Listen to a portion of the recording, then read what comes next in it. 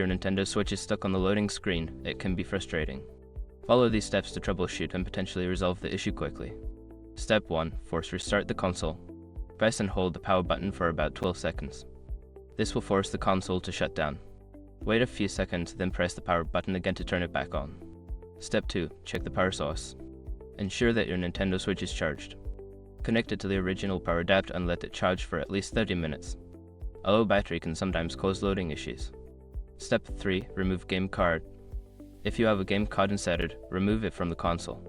Sometimes, a faulty game card can cause loading problems. After removing it, try restarting the console again.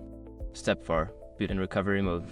If the issue persists, you can try booting the console in recovery mode. Press and hold the volume up and volume down buttons, then press the power button. Keep holding the volume buttons until the recovery menu appears. Step 5. Factory reset last resort. If none of the previous steps work, consider performing a factory reset. This will erase all data on the console, so ensure you back up any important data first. You can do this from the recovery menu by selecting the factory reset option. If these steps do not resolve the issue, you may need to contact Nintendo support for further assistance.